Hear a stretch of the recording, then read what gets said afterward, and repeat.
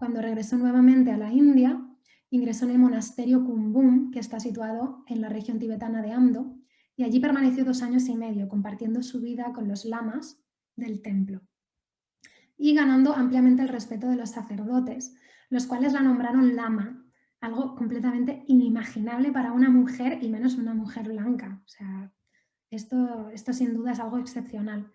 Con este nombramiento reconocían que era una autoridad en la doctrina y un maestro espiritual capaz de mostrar a otros el camino de la liberación y de la iluminación. O sea, la consideraban como una sabia más, como una más.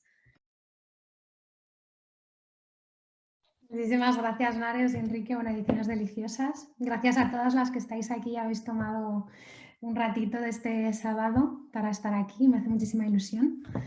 Y bueno, voy a pasar directamente a hablar de lo que nos corresponde.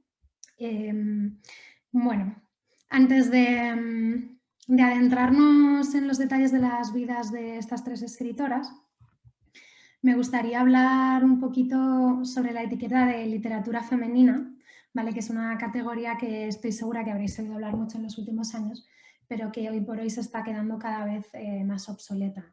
Creo que cada vez menos hombres y mujeres piensan en la escritura en términos de identidades sexuales, aunque bueno, creo que es importante registrar el momento crucial en el que las obras escritas por mujeres comienzan a tener mayor visibilidad y reconocimiento. Para mí, bueno, es un término complejo, dado que definir una literatura como femenina podría suponer encerrar a la mujer en un criterio estético masculino, además siendo este un término creado por hombres. Y bueno, creo que según esto la literatura femenina se trataría de una terminología que relega la producción literaria escrita por mujeres a situaciones de marginalidad, puesto que nunca se habla en igualdad de circunstancias, en igualdad de circunstancias de una literatura masculina. Bueno, en este sentido, y escapando de los adjetivos supeditados a las construcciones de roles de género masculina y femenina, me voy a referir a esta producción literaria como literatura escrita por mujeres, con la cual me siento más cómoda también. Y la cual no comienza precisamente con la literatura de viajes, que es lo que vamos a tratar hoy, sino con la literatura mística y religiosa. Y voy a hablar de esto un poquito antes de adentrarnos porque creo que es importante. Bueno, durante los siglos pasados las mujeres habían encontrado cierta libertad de expresión, aunque no exenta de consecuencias o censura, en los ámbitos religiosos. ¿Vale? Encontramos textos realmente antiguos como uno que me encanta, que es El espejo de las almas simples, escrito por la religiosa Margarita Porete, que es de 1250. Y es un libro maravilloso en el que ella no habla tanto de Dios, sino como del amor, como si el amor fuera la divinidad que nos une a todos. Y bueno, al final ella fue quemada en la hoguera en 1310, precisamente por estos escritos. Y bueno, en estos tiempos, además, la figura de monja es cuando se empieza a sentar y a aceptar. En los conventos las mujeres tenían además la posibilidad de formarse, de leer a los clásicos, de estudiar latín, griego, cultura clásica, así como de desarrollar regulares hábitos de escritura, que esto es quizá lo más importante. Tenían ese espacio y digamos una habitación o una celda propia para poder escribir. Y luego también creo que es importante mencionar la figura de la beata, porque también es un término que aparece mucho y bueno, os leo, es una mujer laica y hasta cierto punto independiente que reclama su lugar en el proceso de reforma de la Iglesia Católica y su derecho a la espiritualidad. No se debe ver como una figura rebelde, sino como una forma alternativa de ingresar en la vida religiosa, ya que su nacimiento, su falta de recursos económicos o su filiación étnica le vedaban la entrada a los conventos.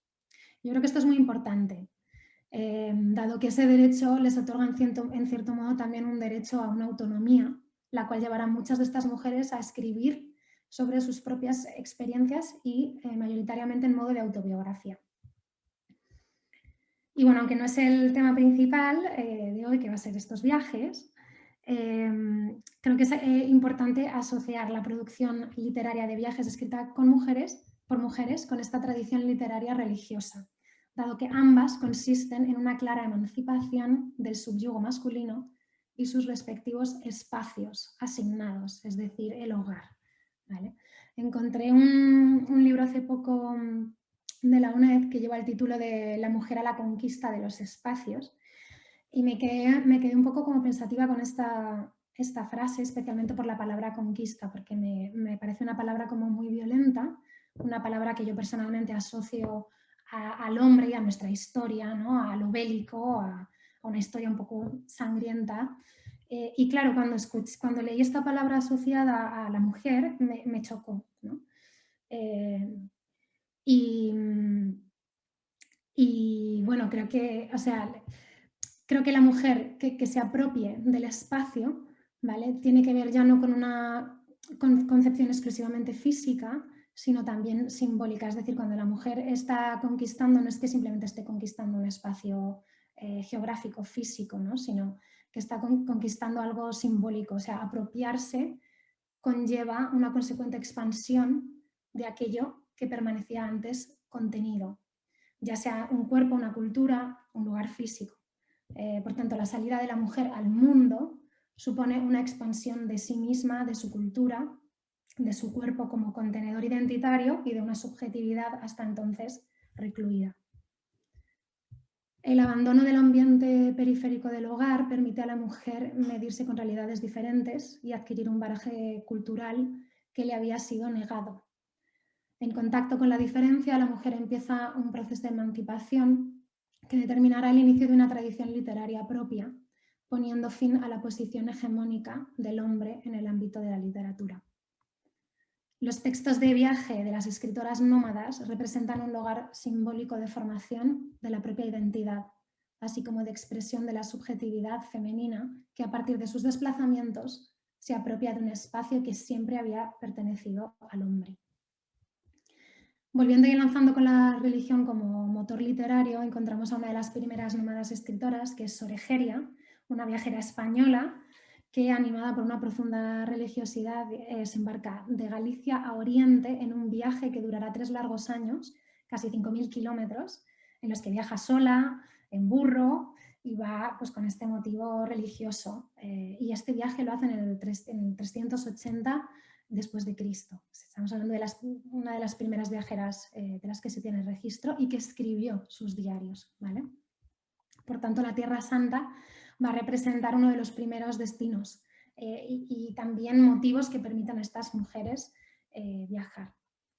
Más adelante, ya en el siglo XVIII, muchas mujeres empiezan a soñar con desplazarse más allá de las elegantes rutas del Grand Tour, que era también pues, uno de los motivos de viaje. El Grand Tour, pues, las personas adineradas se lo podían permitir hacer ese viaje durante unos años y poder ir a las principales ciudades europeas, a ver los museos.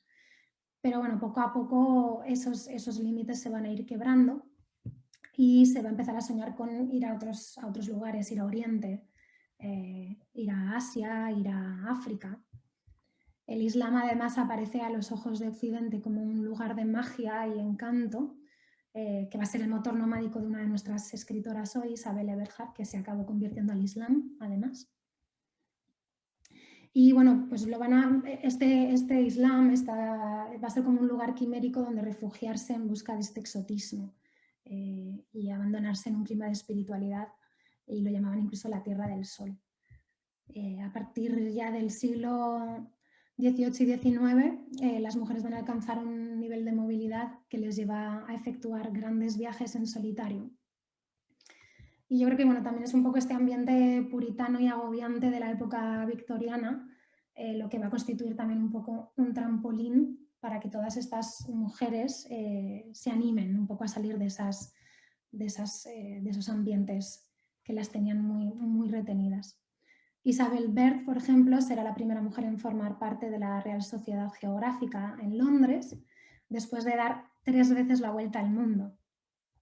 O Mary Kingsley, que fue la primera mujer en recorrer el continente africano en solitario.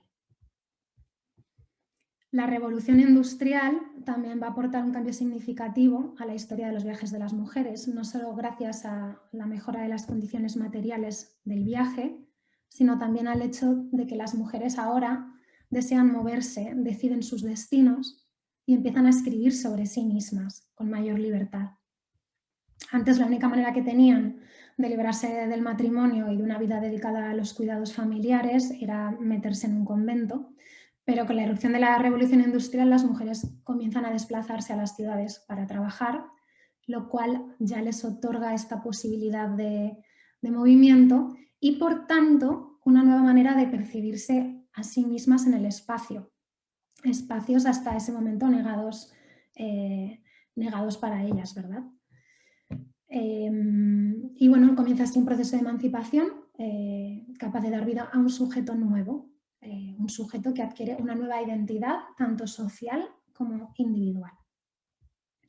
Así el viaje se transforma en un hecho privado, un viaje interior centrado en la vida emocional de la viajera, una peregrinación donde emerge la sensibilidad y la experiencia personal de la mujer. Se celebra entonces el viaje en solitario y se da importancia a los elementos también de crisis personal e ideológica que empuja a la mujer al viaje y que representan una oportunidad para redefinir y reinventar la propia personalidad. También por todo esto un poco he elegido a estas tres escritoras hoy, porque tienen una producción literaria muy diferente y con personalidades que difieren mucho las unas de las otras. Algo que vamos a ver además también reflejado en su creación escritural, en su producción escritural. Así que voy a empezar con Aida o Ida Pfeiffer, que ella nació en 1797 en Viena. Y bueno, ella ya de pequeña mostró un carácter y una personalidad bastante poco usual para una niña. Hasta los 9 años se le permitió crecer con la misma libertad que sus 6 hermanos varones. E incluso se vestía con la ropa de ellos, o sea, se vestía de niño. Hacía crossdressing ya de pequeñita. Sin embargo, bueno, esto no va a durar mucho porque cuando muere su padre, su madre va a poner mucho empeño en convertirla en una dama y posicionarla en una buena familia. Y a los 21 años la van a casar con Mark Anton Pfeiffer, que es, bueno, era un abogado 24 años mayor que ella. Y bueno, ella, pues cuando habla de su matrimonio, dice, solo Dios sabe lo que sufrí durante esos 18 años. Para ella pues fue un horror. Y ella ya soñaba con viajar, soñaba con una vida diferente. Al enviudar, ella se va a ver relegada a una situación de precariedad económica, pero al morir su madre y siendo sus hijos ya independientes, heredó una pequeña suma de dinero que le sirvió para dejarlo todo y lanzarse a viajar. Ella tenía 45 años, ¿vale? O sea, estamos hablando de una mujer que a sus 45... O sea, hoy en día una mujer que a los 45 años decida dejarlo todo y lanzarse a viajar sola por el mundo es algo que es muy impensable, o sea, muy pocas personas lo harían, ¿no? Pues imaginaros ella en 1700. O sea, me parece algo verdaderamente espectacular. Y bueno, también tenemos que comprender que en aquellos tiempos, estamos hablando de, pues eso, sí, o sea, de 1700, viajar era considerado no solo un incordio por todas las molestias que aquello conllevaba, sino que también era algo sumamente peligroso. O sea, no se viajaba por placer como... Yo quizás cuando he viajado no tenían tanto en consideración estas cuestiones de voy a morir en cualquier momento, ¿no? Puede darse, pero no se corrían los mismos, o sea, antes se corrían otros peligros, ¿no? Se viajaba mayoritariamente por negocios y las mujeres viajaban por casos muy concretos o porque estaban acompañando a sus maridos por estos viajes de negocios. Entonces, bueno, eran pues, casos de fuerza mayor. Ida lo que hizo fue camuflar sus verdaderas intenciones diciendo que iba a hacer una peregrinación a Tierra Santa. Volvemos otra vez al tema religioso.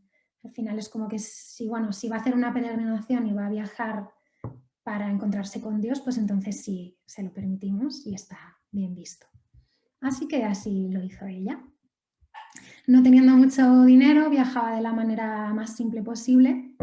Y bueno, en este primer viaje bajó por el Danubio, visitó Estambul, Líbano, Tierra Santa, se las ingenió para llegar hasta Damasco, volver por Egipto e ir a Suecia en camello, cruzar a Sicilia y volver a Viena pasando por Nápoles y Roma. Entonces un amigo editor le aconsejó escribir sobre sus viajes y poco después publicó Viaje de una vienesa a Tierra Santa, pero lo publicó de forma anónima, que esto es muy importante, porque si vamos a hablar de identidades, luego hablaremos un poquito de esto, pero creo que esto influye mucho también en la manera de escribir de Ida.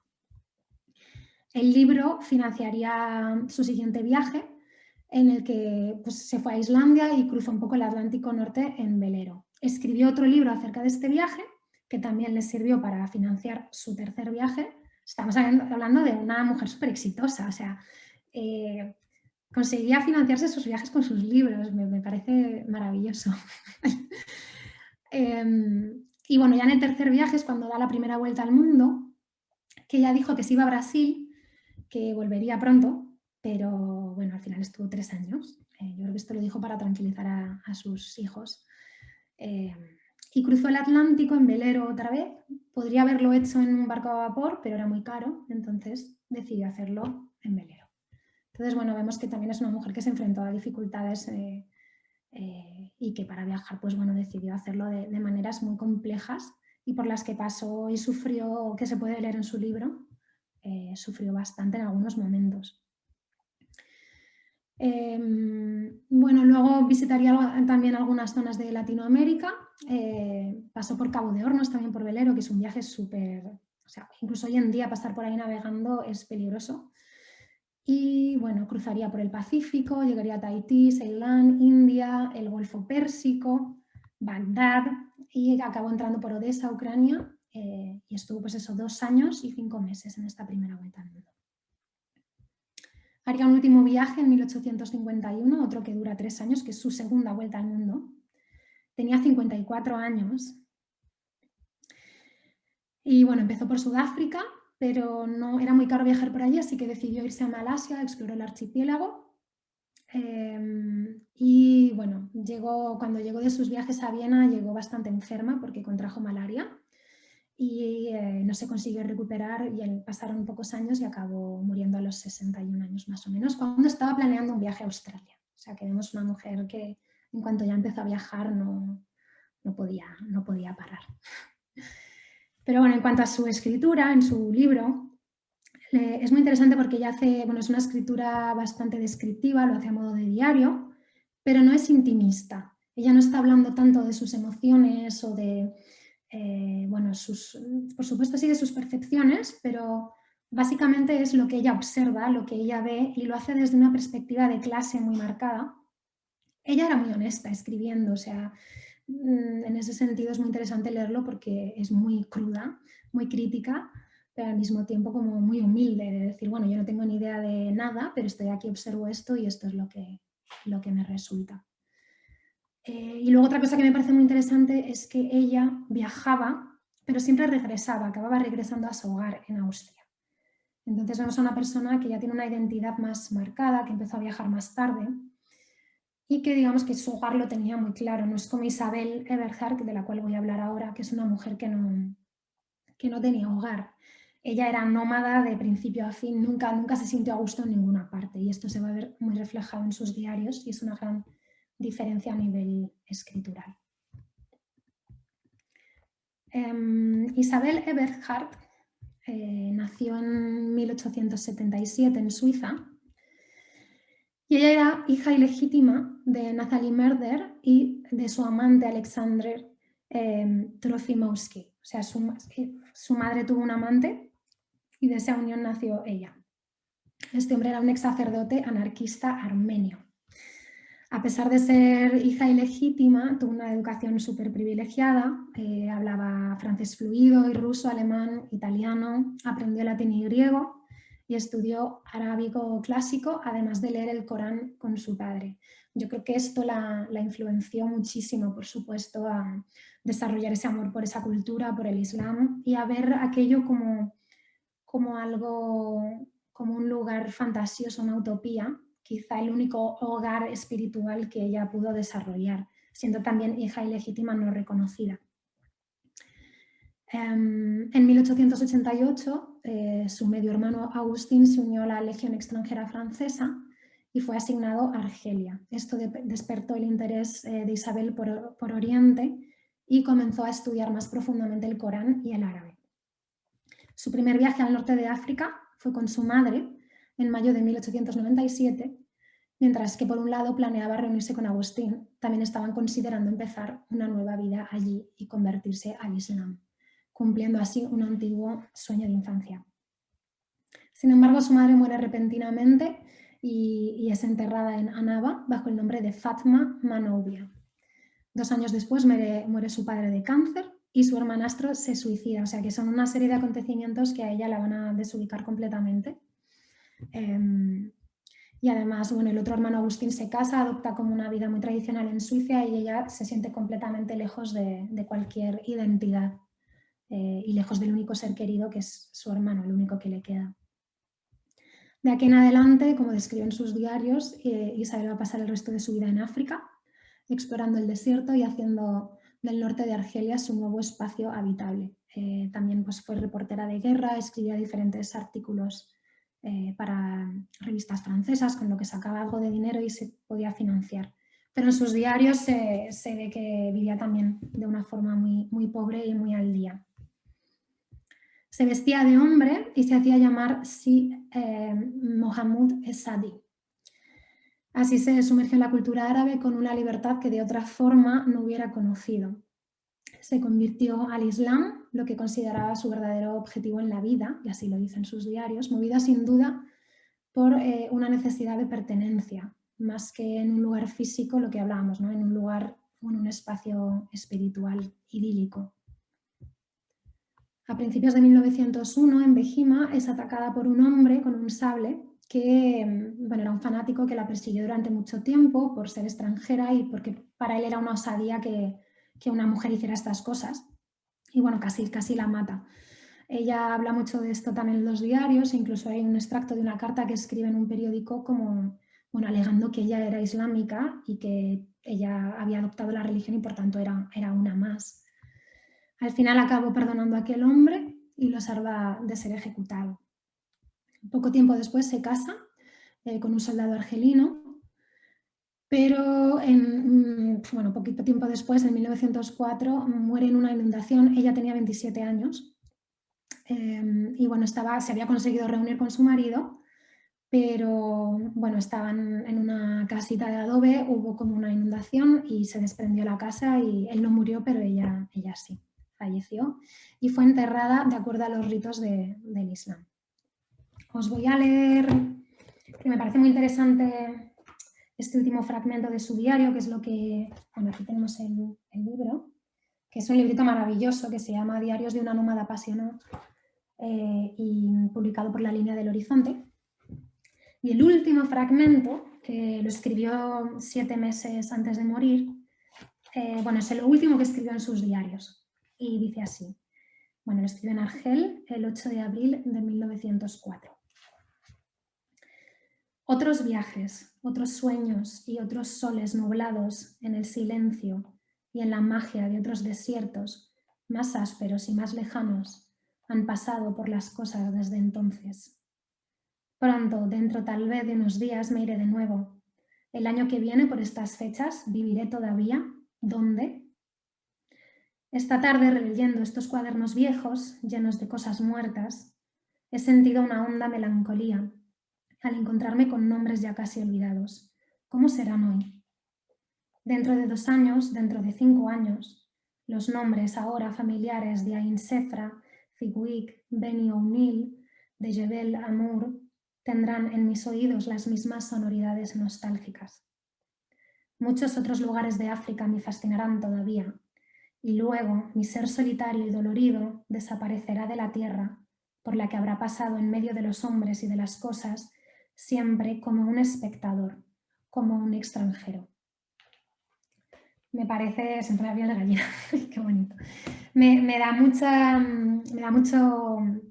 mucha ternura porque veo eso, ¿no? Que Isabel fue una mujer que se sintió así toda su vida, se sintió que no pertenecía a ningún lugar. Y es muy bonito porque a través de la escritura y de sus diarios ella pues consiguió encontrar ese hogar y consiguió construir algo identitario. No digo que terminara de sentirse del todo cómoda en ello, pero fue sin duda una herramienta que le ayudó a crear un ancla, esta escritura, porque son unos diarios bastante duros. Ella, pues yo creo sí, se sentía muy sola y estos fragmentos hablan siempre de esta soledad. Son un poco como, no sé si conocéis a María Vázquez, la ucraniana. Ella también tiene unos diarios maravillosos.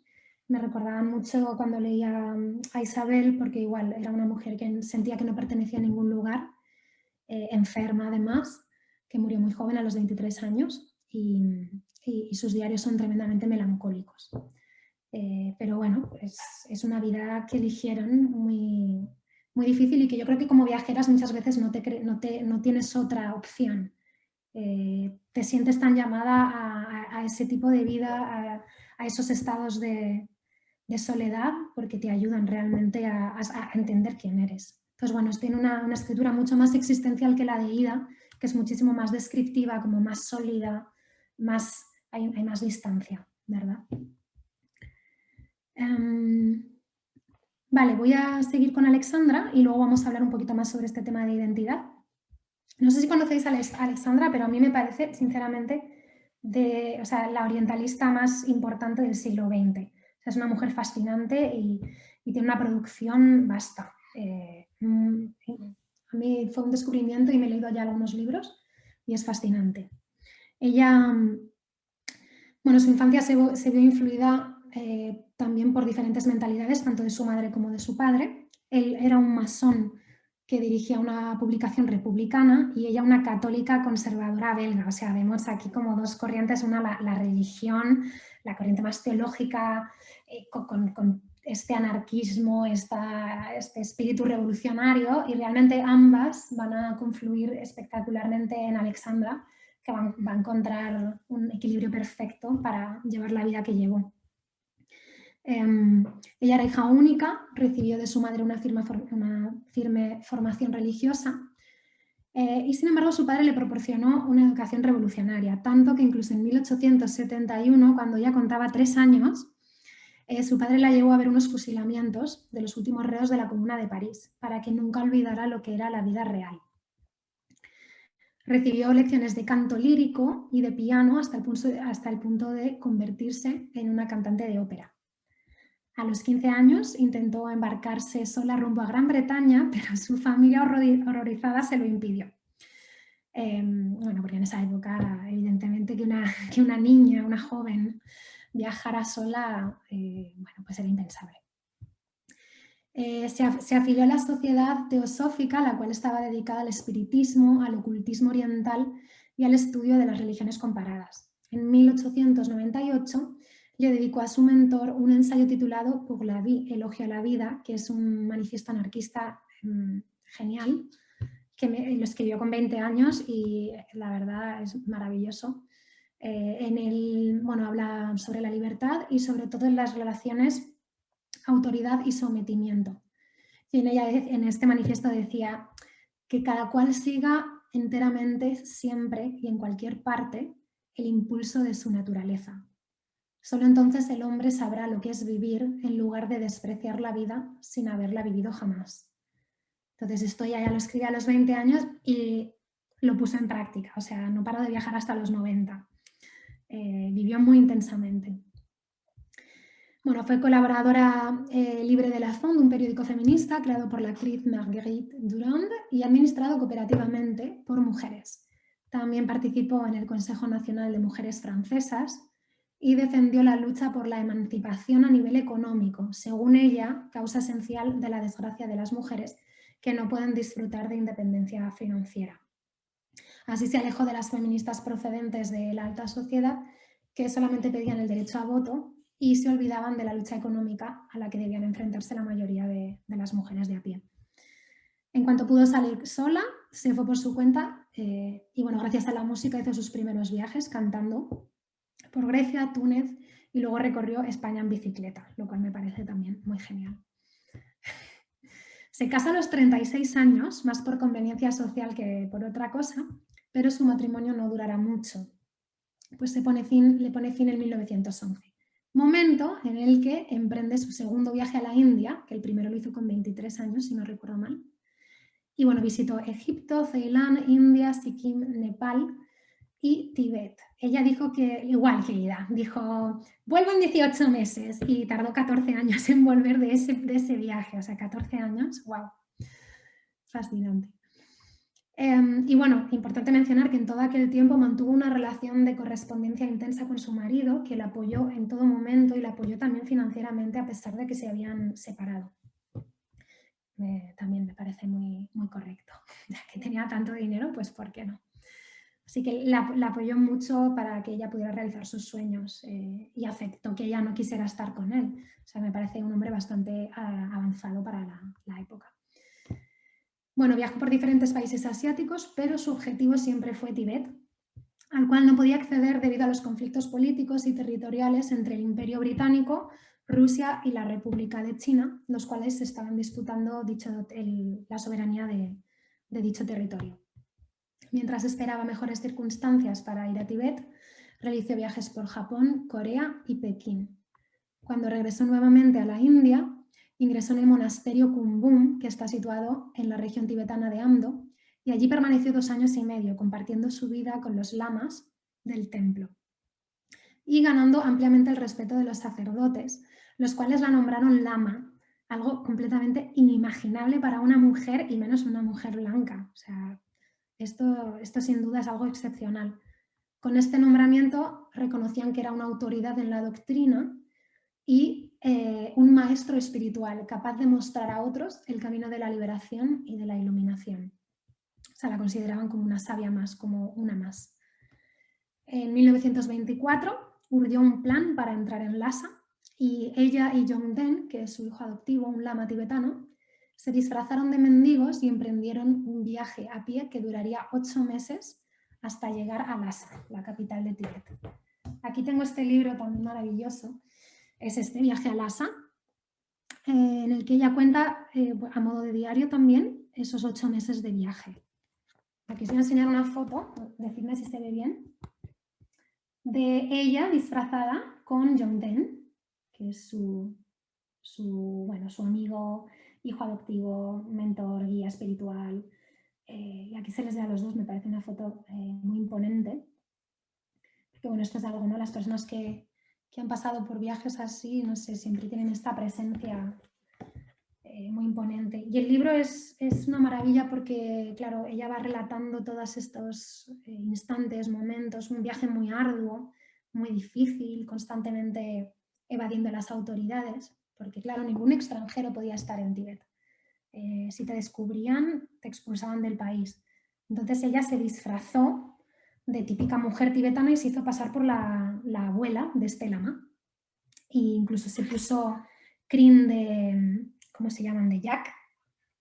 Cogió crin de pelo de yak, se hizo unas trenzas, se maquilló con cenizas la cara, se puso unos pendientes, o sea, se hizo toda la indumentaria y además viajaba sin nada que pudiera identificarle como occidental. Tuvo que, de ni cámara de fotos, ni siquiera un cuaderno para escribir, que esto es muy importante porque la puede delatar. Y durante esos 8 meses ella no escribió nada. Todo esto lo escribió después, que es algo también de lo que hablaremos más tarde, ¿no? de la escritura viaje, cuando a veces se escribe mientras se viaja y otras veces escribes sobre esa experiencia después. Y bueno, ya para finalizar con su biografía, después de este intenso viaje de 14 años, regresa a Francia, donde se va a dedicar plenamente a la escritura. Ella escribió alrededor de 30 libros, no solo de viajes, así más personales como este, sino también de culturas orientales, teología, religiones, aportaciones significativas para la historia de la religión oriental. Incluso tradujo textos tibetanos que son leyendas, porque ella aprendió tibetano, aprendió los idiomas y pudo hacer traducciones súper valiosas que encontramos hoy en día. Bueno, seguiría haciendo algunos viajes, el último es a la edad de 90 años y muere en 1969 con 101 años. O sea, tuvo una vida intensísima.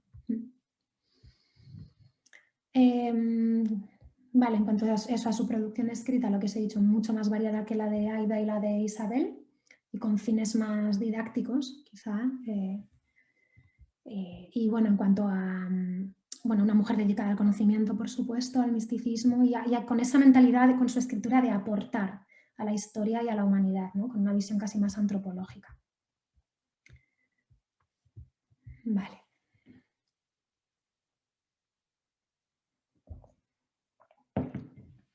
Voy a hablar ahora un poquitito sobre escritura del espacio y cuerpo. Es un tema que me interesa sobremanera.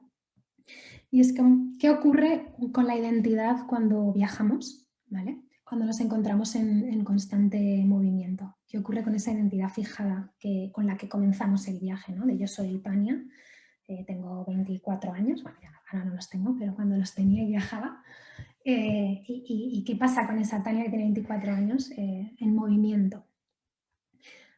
Marc Augé, que es un antropólogo francés, escribió un librito que se llama Por una antropología de la movilidad y decía: escapar en la medida de lo posible a las barreras de la época en la que se vive es el modo más auténtico de libertad. En toda verdadera democracia, la movilidad de la mente debería ser el ideal absoluto, la obligación principal. Cuando nos sentimos libres, nuestra identidad se expande. Además, el tránsito hace que esa identidad no pueda fijarse. Está en constante transformación, ya que cada día debemos adaptarnos a un entorno nuevo en el que sobrevivir. La percepción que tenemos de nosotras mismas se ve afectada por lo que nos rodea, ya que no nos ubicamos en un centro concreto, sino que existimos desde y hacia los lugares que nos transitan. Y ello evidentemente afecta a nuestra percepción espacio-temporal. Hay un librito también maravilloso titulado Espacio somático, cuerpos múltiples, que descubrí hace muy poco, que es de María Auxiliadora Gálvez, este librito, en el que ella habla de somatismo con respecto al cuerpo, y la identidad dice: lo somático es todo aquello relativo a la materia física del organismo, teniendo en cuenta que ésta informa y es informada continuamente por sus procesos no matéricos: un pensamiento, la imaginación, los humores, los afectos, las atmósferas. Estos aspectos no actúan en o sobre el cuerpo, son el cuerpo. Esto me parece tremendamente importante, ¿no? Dado que pensamos que nuestro cuerpo es esto que tocamos, este contenedor. Sin embargo, toda la atmósfera, todo lo que me está rodeando también es mi cuerpo, porque yo lo estoy somatizando. De esta manera, y ella decía también, el paisaje interno está permanentemente fundido o puesto en relación de manera íntima con el paisaje exterior del medio. Uno no tiene sentido sin el otro. Me percibo con relación a lo que me rodea y los que me rodean. En este sentido, estas tres mujeres hallaron en la escritura una manera de interactuar no solo con el medio, sino con sus propios cuerpos cambiantes. La escritura sobre la geografía física y los espacios reales lleva a las mujeres a escribir sobre el espacio del cuerpo, porque la escritura de viajes es también una escritura del cuerpo, o sea, el contenedor identitario donde se recoge el ser y los lugares que recorremos. Lo interesante también de la escritura, volviendo a Ida Pfeiffer, es que sin quererlo, y quizá realmente porque ella no tenía intención de escribir sobre sus viajes, lo hizo desde una mirada completamente experiencial y personal, pero lo que hablábamos antes, distanciada, carente de expectativas o de una mirada externa. Recordamos que quiso publicar de forma anónima, lo cual posibilitó una escritura implacable, honesta, crítica, en la que precisamente la ausencia de identidad, es decir, soy anónima, nadie sabe quién soy, posibilita un desbordamiento identitario sin filtro ni censura. Decía, ella escribió en unas declaraciones: he sido llamada en muchos de los periódicos públicos como una profesa turista, pero lamento decir que no ostento dicho título en su sentido habitual. Por una parte, poseo poca sabiduría y nada de humor, como para convertir mis escritos en entretenidos. Y por la otra, poco conocimiento para juzgar correctamente mis experiencias. El único don del que puedo alardear es el de narrar de forma simple las diferentes escenas en las cuales he jugado una parte y los diferentes objetos que he contemplado. Si alguna vez pronuncio una opinión, lo hago puramente desde mi experiencia personal. Su editor, que tuvo mucha visión, que estaba fascinado con ella, escribió en relación a esto: la relación simple y sin adornos de los hechos, el candor combinado con un fuerte sentido de sonido que aparecen a lo largo de su diario, son como para avergonzar el esfuerzo grandilocuente en pos de la originalidad de muchos autores modernos. El esquema y la ejecución de los trabajos son completos y agradables. Estricta verdad resplandece en cada página y nadie puede dudar que una mente tan pura y noble debe ver las cosas desde un punto de vista correcto. Esta circunstancia es suficiente en sí misma para elevar el libro por encima de muchas descripciones de los viajes a la Tierra Santa, cuyos autores, confiando en el hecho de que sus afirmaciones no podrían ser fácilmente refutadas, se han entregado a su fantasía. Encontramos, por tanto, como este ejemplo de anonimato permitió a Aida escribir sin un ojo que la juzgara, no escribir para alguien, ¿no?, sino realmente para ella misma, de una manera desinteresada. Lo cual me parece también una forma tremendamente agradecida y libre, porque ya muchas, como escritoras, es difícil, al no ser que escribas unos diarios íntimos o que decidas escribir para ti, a veces estás escribiendo con intención de que esos escritos sean leídos o se publiquen, ¿verdad? Por eso a mí eso me parece casi hasta un privilegio, quitarte ese peso de encima. En el caso de Isabel Eberhard, sus diarios, los cuales jamás fueron escritos para ser publicados, reflejan una aproximación mucho más intimista que observatoria, en la que cuestiona constantemente su lugar en el mundo y su razón de existir. Ella escribía: mi vida es solo un sueño, rápido, fulgurante, por países disparatados, bajo diferentes nombres y diferentes aspectos. Así Isabel llevó una vida nómada durante años, sin pertenecer a nada ni a nadie. Su identidad se ve constantemente disuelta en una incesante búsqueda por saber quién era ella, por lo que su escritura estaba absolutamente sujeta a su cuerpo. Y cuando escribía sobre los lugares que ella visitaba, escribía no tanto sobre ellos, sino sobre el efecto de aquellos lugares en el espacio de su cuerpo físico. El viaje era narrado en forma de cuerpo-texto, partiendo del motor emocional que yo creo que era la falta de hogar, lo que habíamos hablado de su infancia. Escribía también: he renunciado a tener una parcela mía en este mundo, un hogar, paz, fortuna. Me he vestido con la librea bien pesada a veces del vagabundeo y de la pátrida. He renunciado a la felicidad de volver a una casa, de encontrar seres queridos, de descansar y tener seguridad. En este sentido yo la verdad que la comprendo bastante, porque ha habido momentos en mis viajes en los que también me he sentido así, ¿no? De estar durmiendo debajo de un puente literal y decir, ¿qué hago aquí, no? Pero al mismo tiempo como una fuerza descontrolada que me reafirmaba y me decía: no, es que estás donde tienes que estar. Y al final aprendes un poco a ese hogar, llevarlo contigo, hacerlo, trasladarlo a las personas que vas conociendo, a los lugares que vas transitando, a esos instantes de belleza, esos paisajes. Al final, pues tu hogar es ese tránsito constante.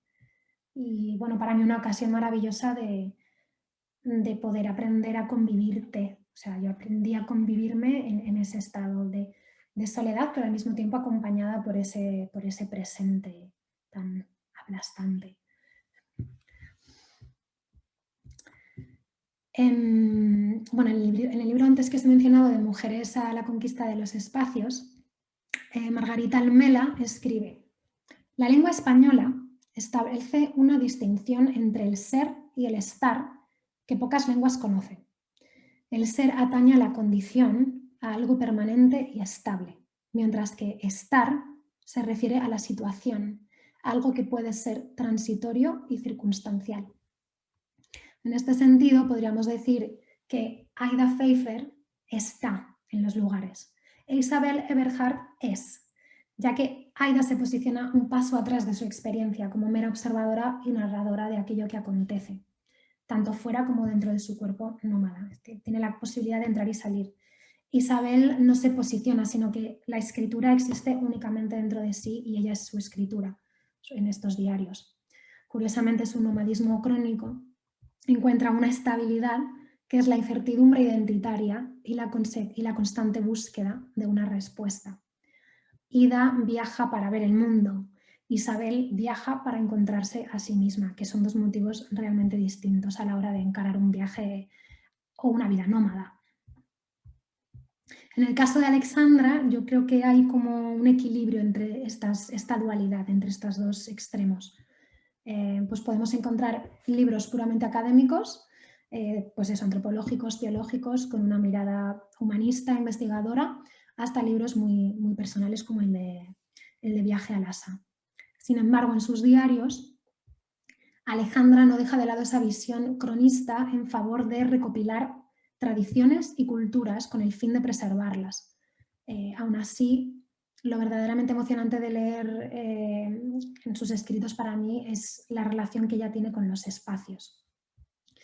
Lo que yo he podido experimentar durante mis viajes es que también nuestra tendencia sedentaria tiende a apropiarse de la naturaleza y transformarla, creando naturalezas artificiales que podamos habitar. Sin embargo, la persona nómada se basta del espacio vacío para construir, digamos, un sistema efímero de relaciones entre la naturaleza y la vida. La palabra efímera para mí juega aquí un papel extraordinario, ya que cuando yo viajaba, lo que es lo efímero y lo eterno, cuando nos estamos encontrando en este estado, no difieren mucho del otro.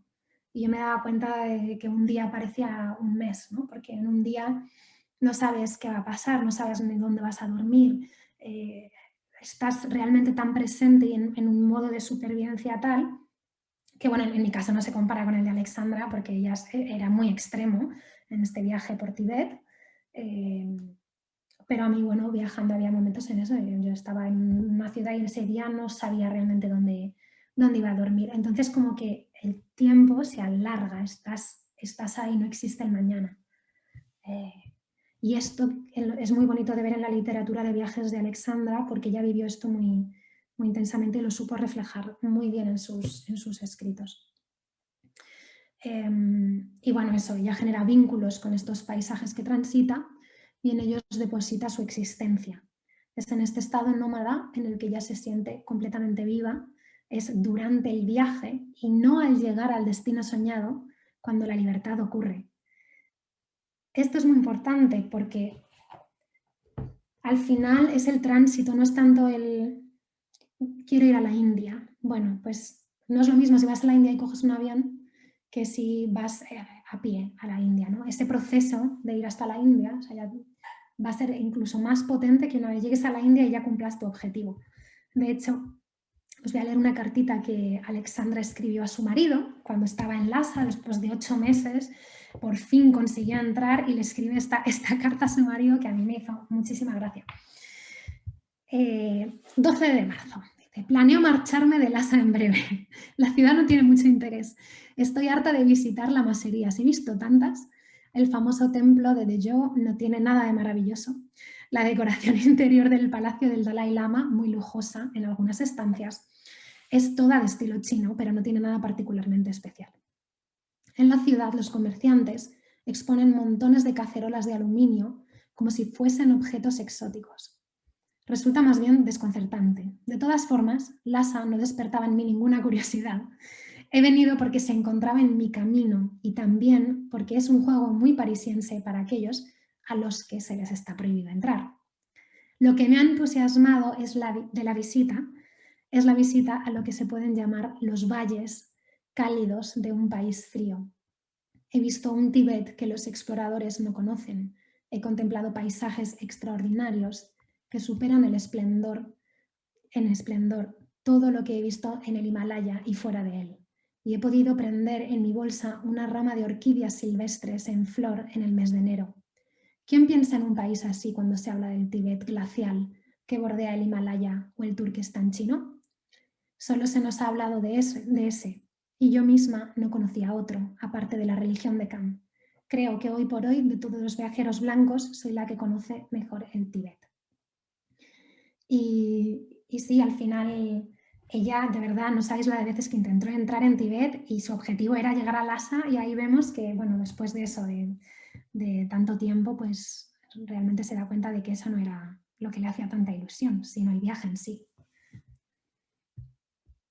Y eso a mí también me ha pasado. Muchas veces me encontraba eligiendo destinos puramente, bueno, pues me voy aquí porque me pilla mejor, porque sí, quiero ir a ver esto, pero era más por continuar ese estado nomádico, el estar constantemente en tránsito, que también se hace adictivo. Y una vez te adentras en él y aprendes a moverte en él, pues es difícil dejarlo ir. Yo creo que ahora estoy haciendo un buen trabajo, que me he vuelto un poco más sedentaria, lo cual tiene sus beneficios, porque puedes generar más vínculos con las personas, lo cual está bien, que no sean tan efímeros. Bien, seguimos.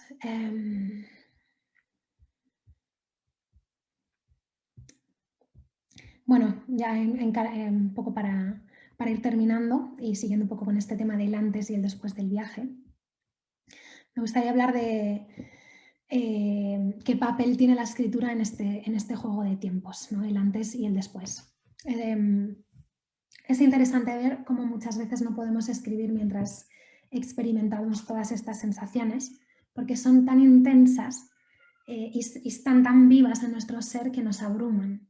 William Hazlitt, que fue un escritor inglés muy célebre por sus ensayos humanísticos y por sus críticas literarias, escribió un famoso y bellísimo texto en 1821 que se titula De las excursiones a pie. Y decía: soy incapaz de crear nada en este momento, necesito tiempo para recomponerme. Yo me siento súper identificada con esto, porque durante 7 años he estado viajando incesantemente y he venido a España entre medias, pero no he conseguido durante todo ese tiempo ponerme a escribir. Yo tengo diarios de viaje, anotaciones, incluso dibujaba mapas de los lugares que visitaba y tengo ahí unos cuadernos. Pero solo, incluso ahora, es cuando me doy cuenta de que me siento preparada y que tengo ganas de poner toda esa experiencia vivida por escrito. ¿Vale? Entonces, vemos cómo hay ciertas escritoras como Alexandra que también lo tuvieron que hacer de esta manera, y ya por cuestiones de que no podía viajar ni siquiera con papel y lápiz. Y otras más como Isabel, pues bueno, que escribían más al momento, a forma de diario, y que llevaban siempre sus escritos. Creo que cuando viajamos también la abundancia de información y nuevas experiencias nos abruma y no hay un espacio de expresión, pues todo se imprime en nuestra retina ser-cuerpo. Somos esponjas, receptores abiertos. Ingerimos experiencias como si fuéramos unos bebés, unos recién nacidos que están recibiendo información constante para aprender a sobrevivir en un entorno nuevo. Entonces necesitamos un periodo de tiempo para digerir y más tarde poder apreciar también con perspectiva. Esto es importante, ¿no? No estar escribiendo bajo la misma experiencia que todavía la estás viviendo y no sabes ni cómo expresarla. Y sí, bueno, eso, no podemos ordenarnos, porque al final la escritura también se trata de eso. Para mí el acto escritural muchas veces tiene que ver con ordenar los pensamientos y las vivencias que están caóticamente dentro de nuestro ser o nuestra mente. Entonces, a veces cuando estás en ese modo viajando todavía, a través de la palabra no eres capaz de ordenarte. Cuando sucede la escritura, nuestra condición de alteridad se asienta y entonces sí podemos identificar qué ha ocurrido, cómo, desde dónde y hasta qué lugar. Y para terminar, os voy a leer esta cita maravillosa de Tipos de agua, que es un libro de Anne Carson, que leí hace muy poquito, que es sobre su peregrinaje a Santiago de Compostela. Es un libro, la verdad, que me ha gustado mucho. Y dice: es un secreto a voces entre los peregrinos y otros teóricos de esta vida viajera que te vuelves adicto al horizonte. Hay un impulso de caminar, hambre, caminos, cuenco vacío de pensamientos que es más lujoso, más civilizado que cualquier ciudad. Incluso la primera guía del peregrino, publicada en el año 1130 después de Cristo, contiene comentarios sobre el dilema del peregrino que llega a su fin y no soporta detenerse. Así que con esto concluyo. Muchas gracias por escucharme. Y bueno, quizá podamos, Nares, bueno, te dejo la palabra, quizá podamos... Jo, se me ha hecho muy corto. Yo lo primero que tengo que decir es que se me ha hecho muy corto y de hecho yo aquí tengo una miajita de preguntas y de cosas, pero se me ha hecho muy corto y hay como un montón de cosas que a mí personalmente se me han quedado y quiero preguntar. Una de las grandes excusas que ha tenido la cultura patriarcal para decir, para denostar la literatura o el pensamiento o la escritura de las mujeres, ha sido que escribíamos por y para mujeres, ¿no? O sea, que nosotras solo escribimos desde nosotras, como si se pudiera escribir desde algún otro lugar, amigos. Bueno, y a mí esto me parece que, claro, que oculta un montón de cosas. Porque cuando Tania habla de Alexandra David Neal, una de las cuestiones que hoy, por ejemplo, mencionábamos en nuestro Patreon es que fue la primera persona occidental que consiguió entrar en LASA con objetivos pacíficos. Porque claro, los primeros occidentales que entraron en LASA fueron los británicos, pero en modo guerra. Y esos fueron todos hombres, que sepamos. Sin embargo, ella lo hizo con objetivos pacíficos hasta tal punto que su objetivo no era así como el de Ida, hacer como de reportera gráfica, ¿no? O de reportera periodista, ¿no? Que es recoger información y pasarla a otro, sino ella lo que quería era vivir la experiencia absoluta, transformarse hasta llegar a ser incluso lama, que no es que fuera un objetivo que ella se marcara, pero sucedió así porque le dedicó tiempo, porque no fue a colonizar nada, fue a aprender, fue a expandirse, ¿no? Su propio ser. Y una de las cosas que a mí más me llama la atención con respecto a la escritura de las mujeres, humildemente, en lo que yo conozco, es precisamente que las mujeres, desde el principio de los tiempos, vienen hablando de temas como el pacifismo, la necesidad de la colaboración, ahora esto está muy de moda, ¿no? De la ecología, de una serie de cuestiones que venían muy mal, no solo al hombre como individuo, sino al sistema patriarcal, al capitalismo, a todo eso que sí que conquista, ¿no? Como decía Tania. Entonces, en el caso de estas tres mujeres, aunque las perspectivas son muy distintas, las tres tienen esa mirada que no intenta conquistar nada, que lo que intenta es simplemente vivir y en todo caso divulgar, ¿no? y dar a conocer. Entonces esto me parece muy importante. Luego otro de los temas que ha tocado Tania, aunque no se haya referido directamente a él, pero que a mí me parece fundamental con respecto bueno, al nomadismo, pero sobre todo a las sociedades humanas y en concreto a la occidental, es la cuestión de la propiedad privada, que para mí es uno de los grandes, de los grandes o el gran pilar sobre el que se asienta nuestra sociedad y nuestra civilización y que, bueno, pues que es muy complejo y bueno, ahí lo dejo también. Más cosas. Esto, Ida a los 45 años, que has mencionado tú antes, Tania, es que en esa época, a los 45 años, no es que ahora mismo, a ver, me quedan unos añitos todavía, pero yo estoy cerca de los 45. Pero es que esa mujer en esa época ya era mayor. O sea, estamos hablando de que ya se la consideraba casi de la tercera edad. Era una abuelica. Entonces, eso es me parece muy interesante y esto de que ella podía financiarse los viajes gracias a sus libros me parece brutal, porque ahora mismo nos cuesta financiarnos la vida gracias a nuestro trabajo, o sea, en fin. Eso también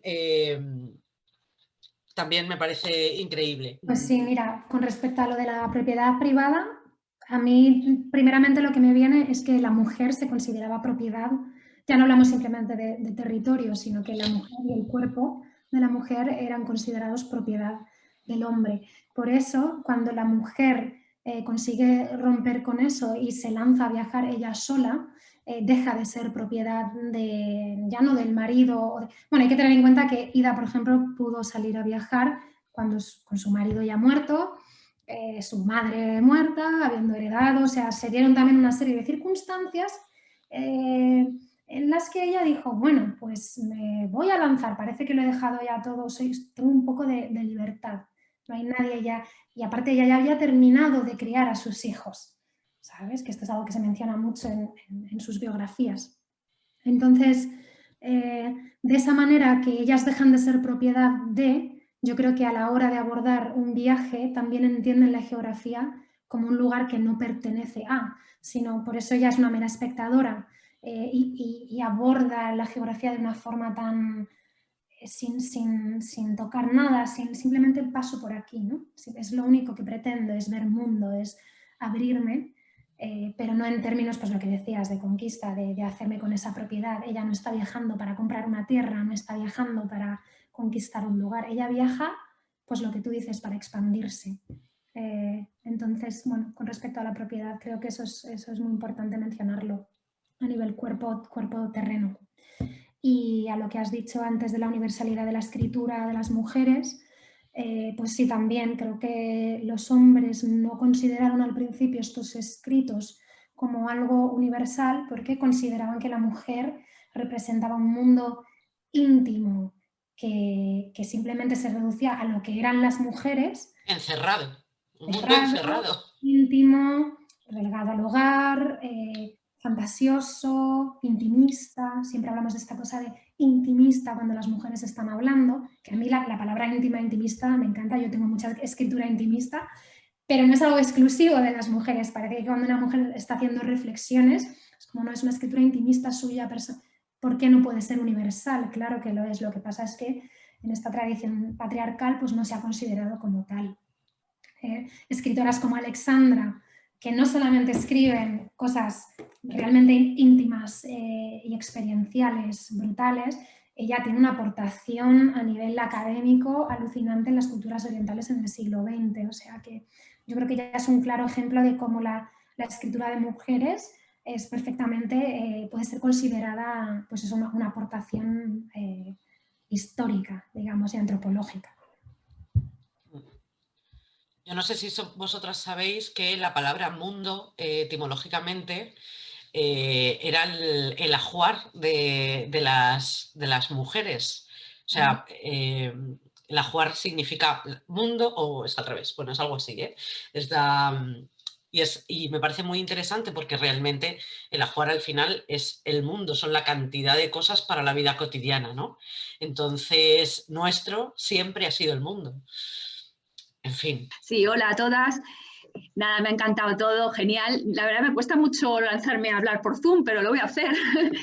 Nada, te quería preguntar, Tania, bueno, saludos a los demás y a los demás. Y te quería preguntar, Tania, que ya que has hablado de viajes que has hecho, pues la verdad es que me da mucha curiosidad y preguntarte si tú has hecho algún recorrido semejante al de estas escritoras, si la lectura de estas escritoras te surge a raíz de viajes que tú has hecho por esos mismos lugares, un poco tu relación con los espacios que has recorrido y estas escritoras, ¿no? Y la verdad me da mucha curiosidad por saber qué viajes has hecho, porque los nombrabas así pero me daba una sensación de que han debido ser también brutales.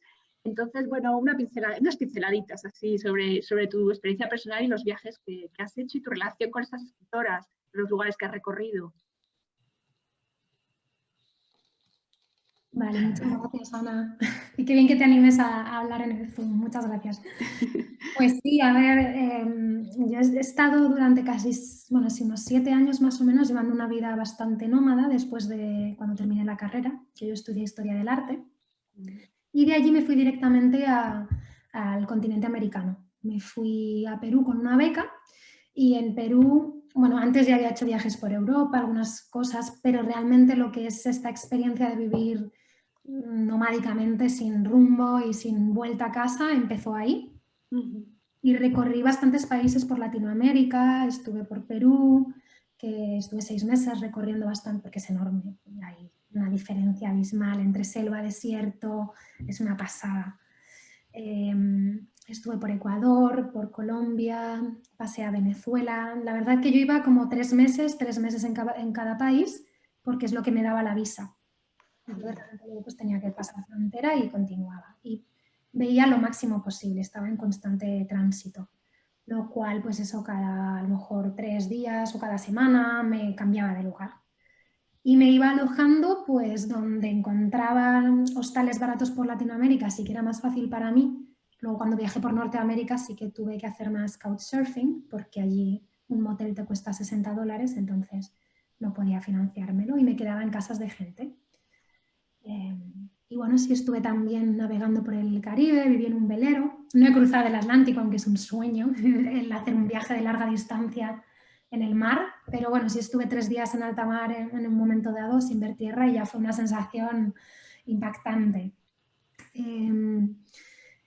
Sí, he viajado por Centroamérica también, conozco Panamá, Costa Rica, Nicaragua y Norteamérica, pues fue un viaje también muy interesante porque me fui con la máquina de escribir. Yo tengo una actividad, para los que no lo sepáis todavía, ¿no?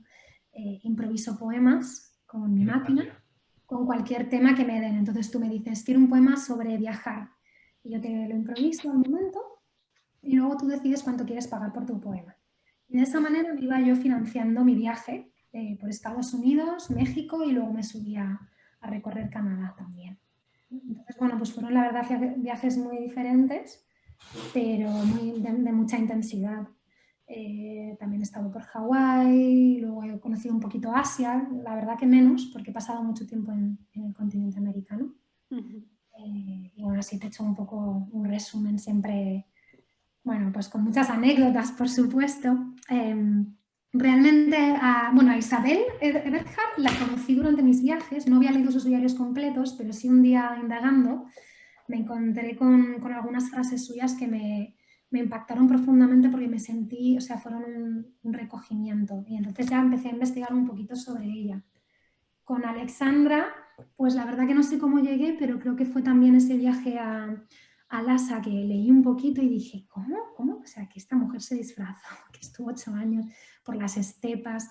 Y ya poco a poco empecé a adentrarme más y a leer un poquito también de sus libros más académicos.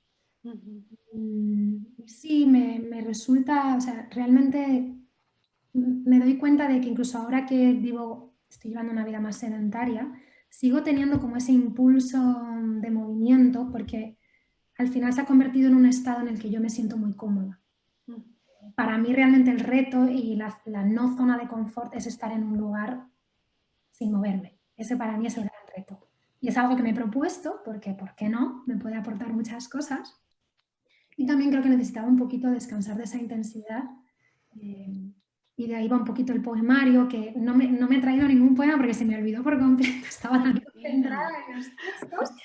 Pero mira, no pasa nada porque así, bueno, yo sé que ya hay personas que lo tienen, que están aquí, pero os animo si os gusta que lo leáis porque hay partes que tratan este momento de mi vida en el que la identidad está en transformación y está en construcción.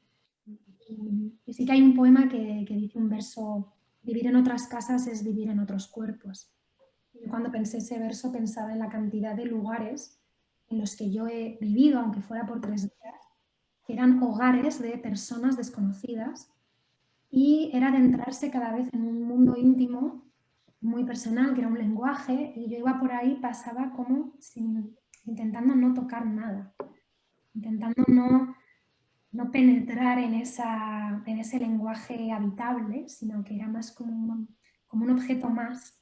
Intentaba pasar desapercibida, era una sensación, la verdad, bastante intensa y era constante ese cambio. Entonces, al final dices, bueno, también a veces necesitas parar un poco y decir, necesito, ya no una habitación propia, necesito simplemente estar, ¿no? También era necesario. Gracias. Muchísimas gracias. Emma. Hola, pues yo te quería pedir, bueno, no pedir, pero que te pensaras, porque a mí me ha encantado el tema. No conocía tampoco mucho, he leído algunos libros de literatura de viajes, de algunas viajeras, pero no conocía demasiado. Y no sé, ¿qué te gustaría? O sea, ya has investigado sobre ellas, pero podría ser incluso más bonito todavía si intentaras hacer una investigación escrita, o sea, como dejar a mí, o sea, es que siempre hace falta un sitio al que ir a ver eso, ¿no? Porque no existe, ¿no? Es como un libro sobre viajeras y tal y como lo has contado tú, metiendo esos fragmentos más autobiográficos, los diarios, ¿no? Es como que yo he visto una investigación que tú tenías que hacer, ¿no? Que tenías que dejarlo por escrito, ¿no? Para que podamos ir a ello, ¿no? Como fuente, porque no sé, que me gustaría. Y yo creo que además lo harías extraordinariamente bien. Y luego, bueno, no sé, también he tomado un montón de notas, pero tampoco quiero acaparar mucho. Pues es que has dicho que no tenías el poemario, pero te iba a preguntar, porque claro, yo lo tengo, pero todavía no lo he podido leer, no he tenido tiempo. Y como se llama el cuerpo topográfico, y has hablado también de ese cuerpo que cuando viajas realmente, pues también lo conoces, ¿no? Es un descubrimiento, es una forma de raíz, de conocer, ¿no? Profundamente, pues quería que nos desvelaras por qué ese título, si tiene que ver también con esto, ¿no? O sea, como, no sé, que hablaras un poco de eso, que me apetecía. Gracias, Gema. Gema, que además también es escritora y está estudiando, ella también está haciendo sus investigaciones y me encanta que me hagas esa pregunta, esa primera pregunta. Y luego te tendré que pedir consejos porque voy a vivir 3 meses fuera de España dentro de poco, en París, y así que te tendré que pedir que me ayudes, que no voy a viajar, no voy a itinerar porque voy a estar investigando, pero para mí ya es como salir de mi casa, me pone taquicárdica, o sea, para mí es todo lo contrario. Necesito estar estable en un sitio, así que te tendré que pedir consejo. Bueno, mira qué bien que te estás lanzando y lo vas a hacer, o sea que al final seguro que te va a ir bien. Pero sí, hablaremos sobre París. Vale, con respecto a esa pregunta, sí. Yo tengo pensado, bueno, ahora estoy terminando una novela y estoy un poco ahí como intentando centrar toda mi energía en ella, pero este tema de la habitabilidad y la poética del espacio, en tránsito sobre todo, es un tema que yo ya estoy preparando también para un posible ensayo, que no sé exactamente si va a ir centrado sobre mujeres viajeras como tal, evidentemente formarán gran parte del ensayo, pero sí, es un libro que tengo pensado escribir, porque durante mucho tiempo me replanteé también de qué manera escribir sobre estas experiencias y volvemos aquí un poco a los temas que hemos tratado, cómo la escritura nos puede servir para transformar esa identidad. Y yo creo que para mí, más quizá que hablar sobre todos esos momentos vividos con la máquina de escribir, que era algo que mucha gente me decía, ¿cuándo vas a escribir un libro sobre tus experiencias improvisando en la calle y tal? Y yo veía más hablar, sí, eso, ponerlo por supuesto en perspectiva, pero hablar realmente de algo más profundo, que es este tema que tratamos hoy, ¿no? ¿Qué ha ocurrido con mi identidad? Y bueno, abordar todos estos temas. Así que seguro de aquí a un tiempo, no sé cuándo, pero ese proyecto está. Y además estoy ya con ganas de terminar la novela para poder centrarme, porque esto de escribir 2 libros a la vez es una distopía absoluta. No se puede, por lo menos para mí. Y con respecto a lo del poemario, el cuerpo topográfico, sí, cuando yo escribí este poemario está dividido en 3 secciones y básicamente va un poco cronológicamente, es como un poco autobiográfico, más que nada por experiencias, pero trato de abordar precisamente la identidad, cómo se construye, qué pasa con esas capas, porque yo percibo al final la identidad como, imaginaros un árbol, ¿verdad? Cuando lo cortas, ves círculos concéntricos.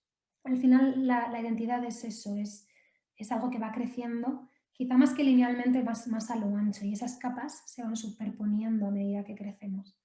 Y de esa manera yo me imaginaba todas estas líneas de experiencias, de identidades, y el cuerpo como contenedor de todo eso.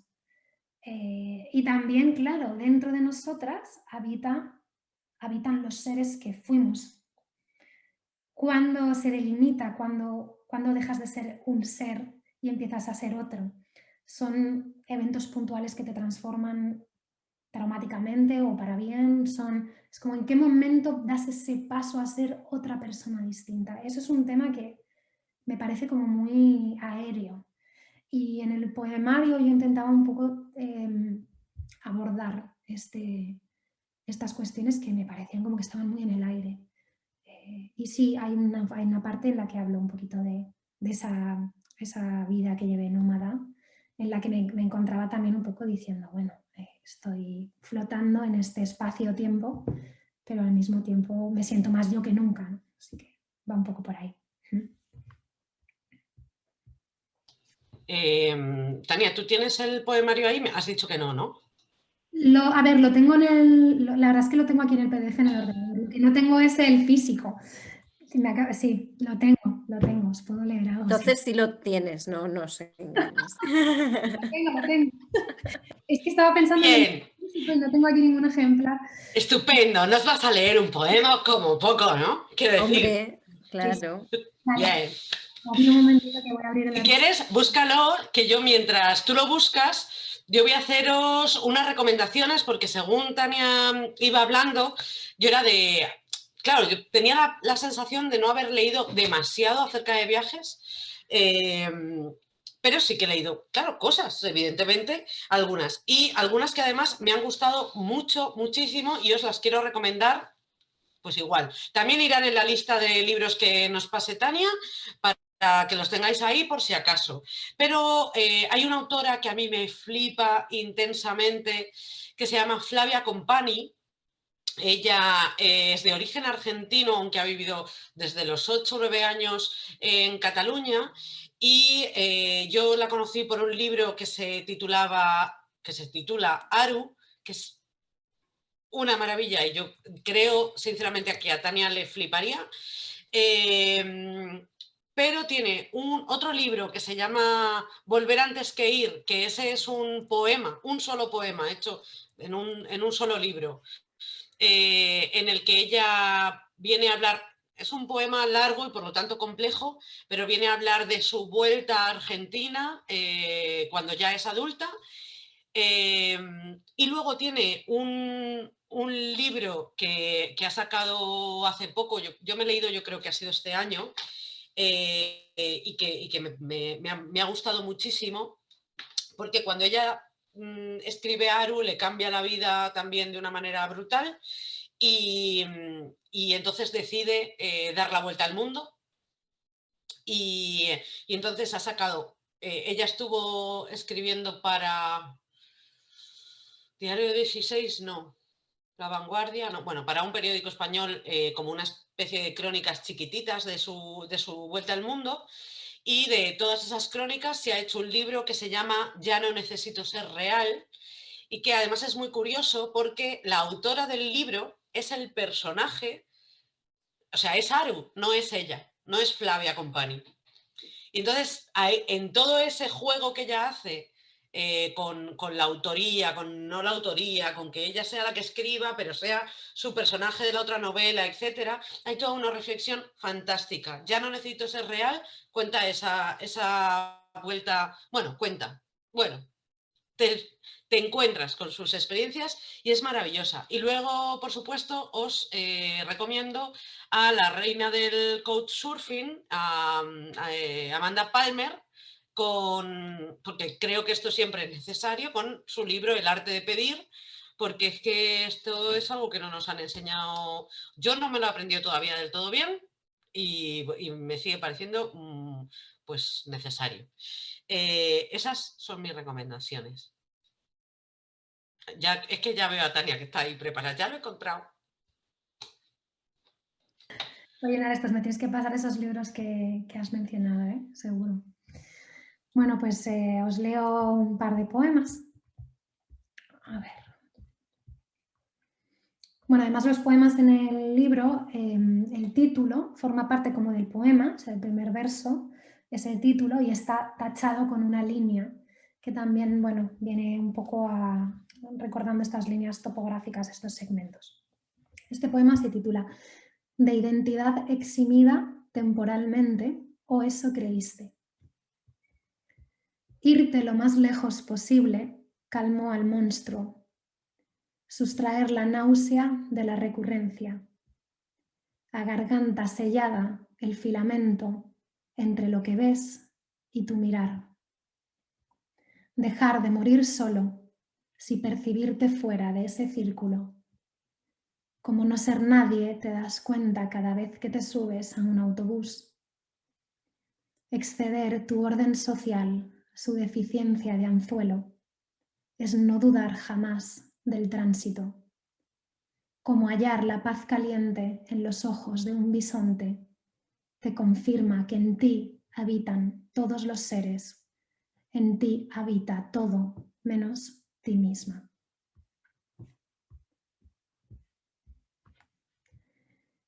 Kilómetros suicidas.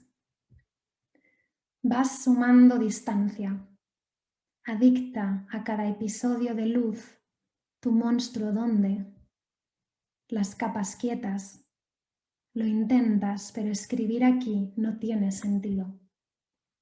No es que no tengas nada que decir, es que todo es más grande.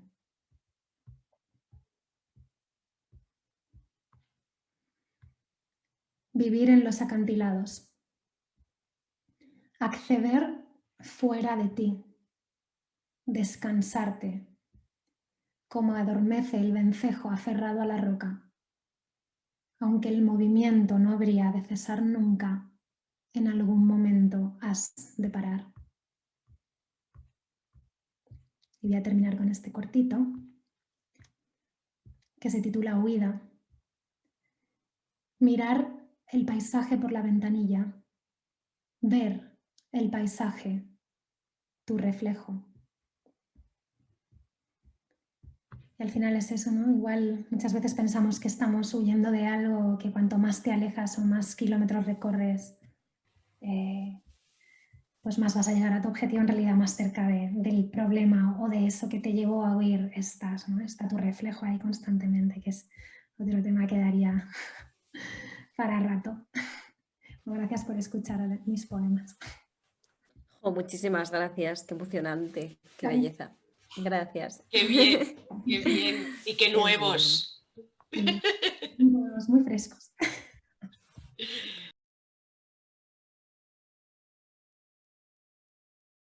Gracias por tu pregunta, María, y la verdad que gracias por preguntarla porque es que es algo en lo que yo apenas pienso, ¿sabes? Cuando pienso en estos viajes que hice, yo iba como, vamos, me lanzaba a lo que fuera, no pensaba realmente en las consecuencias. Cuando estaba en Perú y me iba a ir al Amazonas, casi no puedo ir porque resulta que te pedían la vacuna mínima de la fiebre amarilla y tuve que ir en Lima a un lugar a que me la pusieran porque es que si no, no me dejaban ir. Y era un peligro, claro. Entonces, pues son cosas como que yo daba de, bueno, estoy viajando por el mundo y no pensaba mucho en ellas. Y luego, pues sí, además cuando fui a la selva había brote de malaria, bueno, había, no sé, tuve la verdad que mucha suerte en ese sentido, no me pasó nada. Pero sí, supongo que era algo que estaba ahí, yo intentaba cuidarme lo máximo posible y por suerte no he tenido nunca ninguna enfermedad crónica ni estaba en una situación en la que dependiera de ciertos medicamentos o en ese sentido fui siempre muy privilegiada. Pero en muchos casos, es que yo viajaba incluso sin seguro médico. O sea, solo lo compré uno de mis viajes a Estados Unidos porque dije, vale, es que en Estados Unidos si me pasa algo, estamos hablando de miles de dólares, entonces más me vale estar protegida, pero no en todos los casos lo he hecho, ¿eh? O sea que sí, te agradezco tu pregunta por eso, porque es algo como que no intenté un poco cerrar los ojos a eso porque creo que también si le daba demasiada importancia y me ponía a pensar en todas esas consecuencias, quizá ni hubiera viajado, ¿no? Al final creo que es un riesgo al que te enfrentas y bueno, muchas veces te puede pasar algo en cuanto sales aquí de tu casa o en tu misma casa, ¿no? Así que al final, bueno, sí es cierto que cuando hablamos ya de enfermedades contagiosas, de enfermedades tropicales, cosas así, pues sí hay que tener un poco de ojo. pero la verdad que tuve mucha suerte en ese sentido. También es cierto que solemos dar por hecho la salud, ¿eh? Sí, sobre todo cuando somos jóvenes. Pero vaya, que la damos muy por hecho, ¿eh? Jo, muchas gracias. ¿Cuánto nivel de participación? ¿Cómo me gusta a mí esto? Me quiero despedir como hilando dos frases que he apuntado aquí. Una del ensayo de un ensayo que has hablado antes, de un antropólogo, que empezaba la frase con la movilidad de la mente, porque eso, entre otras cosas, es lo que intentamos hacer en estos encuentros online, y es una de las cosas que intenta hacer Ediciones Deliciosas, movilizar la mente, los cuerpos ya cada una que haga lo que le dé la gana con ellos o con sus circunstancias, que también tal. Pero es uno de los motivos para seguir haciendo este proyecto, porque como decía antes Gema, siempre hace falta un sitio al que ir.